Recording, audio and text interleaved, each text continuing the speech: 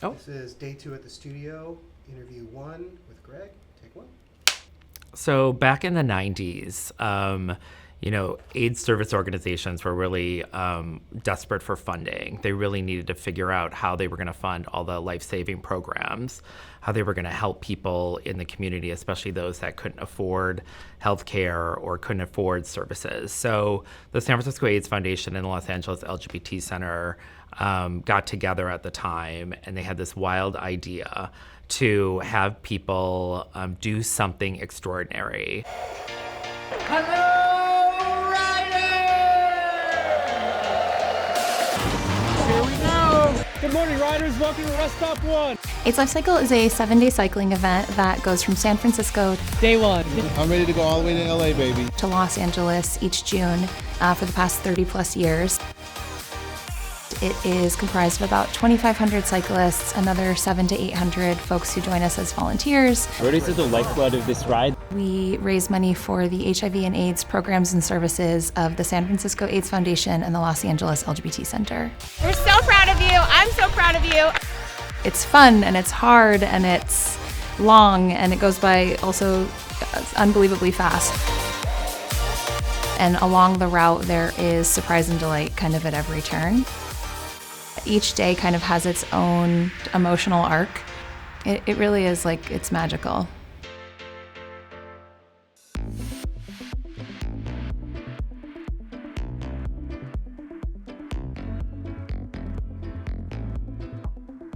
I've been around the race now for a couple of years, and right from the get-go, learning about its history was really important to me.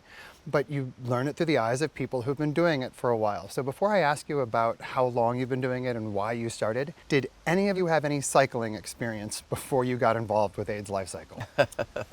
No, I did not. At all? Not as a school kid. When was the But last time until you've been then. on a bike? Before the ride, Yeah. it had been a good 10 years. Yeah? Yeah. So, Pepe, you actually do have experience as a cyclist. Why don't you tell everyone a little bit about your background? All right. Well, I joined the Navy straight out of high school.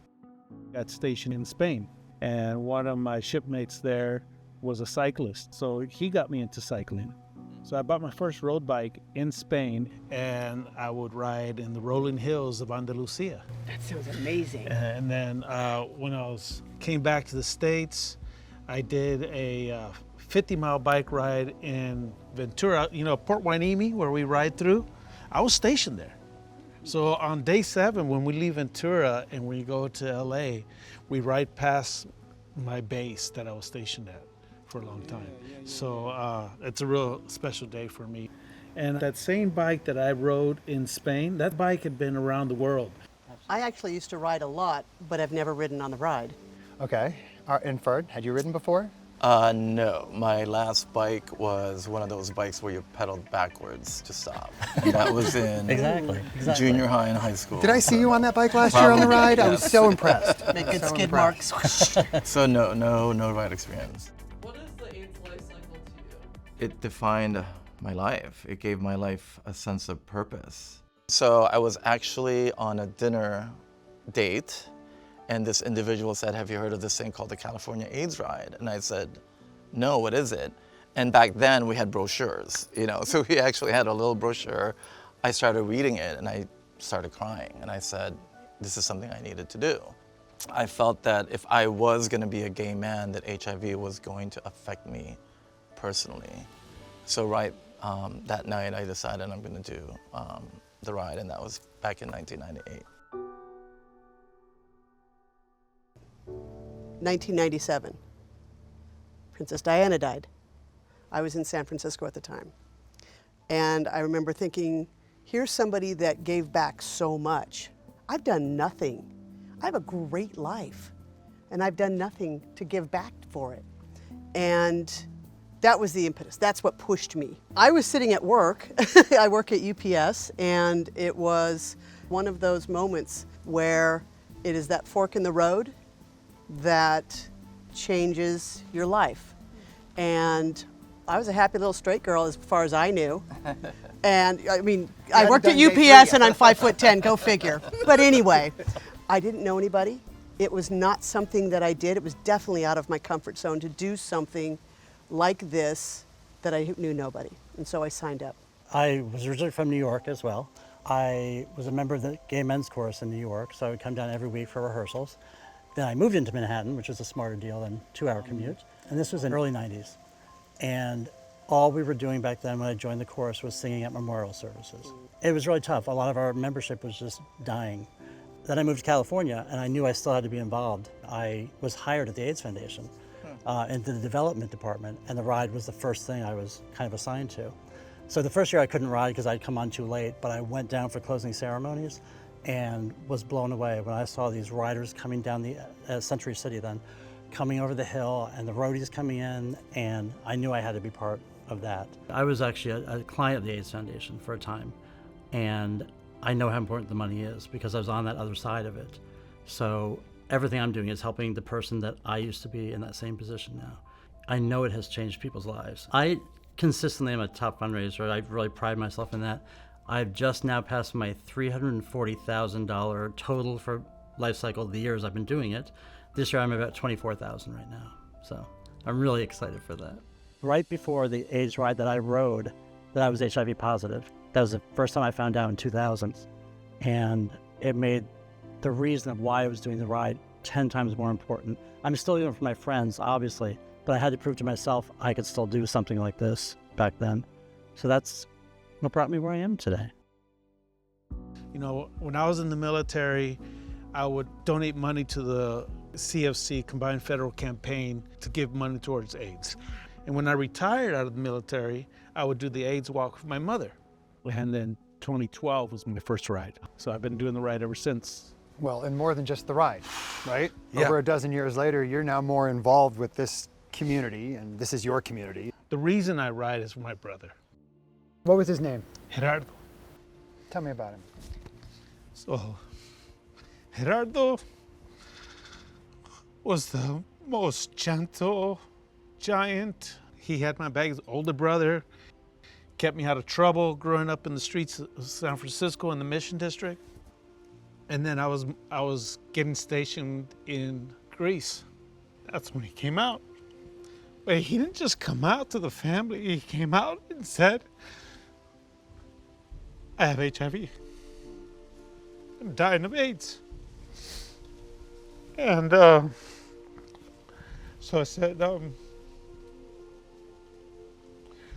what can I do for you?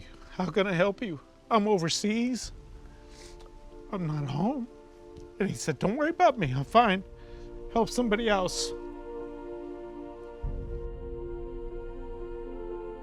He went in and out of the hospital 13 times in 2 years. And I was never home. I never once saw him in the hospital. I was never there for him. My brother died, flew back home to bury him. And that's been my mission ever since, is to help somebody else. Pepe, when did you first get involved with AIDS LifeCycle? That was November of 2011. And I did my very first training ride out of the Orinda bike rides with Mary V and Edna were my training ride leaders. Last year, somebody approached me to be on the board, San Francisco AIDS Foundation. And then I heard that this was the last year of the ride, and I figured, well, this is how I can continue my mission, continue to give back, to continue to be part of the community, is by stepping up and being on the board. It's been an amazing journey.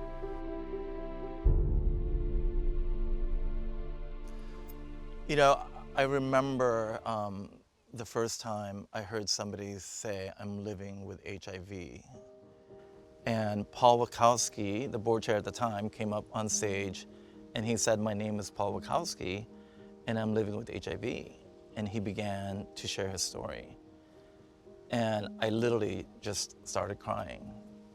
Because at the time, I was just, again, trying to figure out my sexuality. And I thought if you were HIV positive, you were dying or you were already dead. It just really changed my paradigm as far as what it meant. And every day I would look for him to make sure that he was doing okay, but I did not have the courage, to say hi to him. The fact that there was no stigma There was no shame.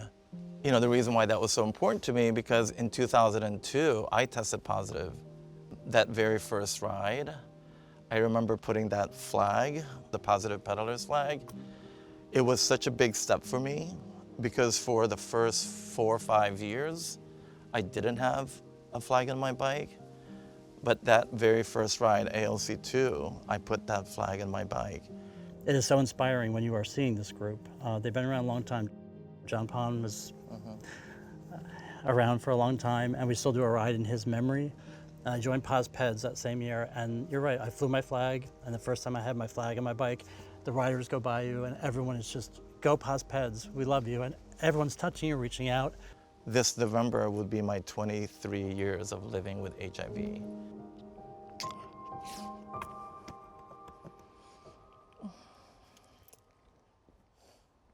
I grew up on this ride. I learned to be an activist on this ride. And yeah, it gave my life a sense of purpose. So. Exactly what you said. I had found my purpose there and what I was doing. I wasn't ashamed of being HIV positive. I would speak out about it at that point. The PosPeds are a great force of nature. When you see those flags, you used to be able to, going down the road, this army of orange flags just waving in the wind. You hear the noise. Yeah.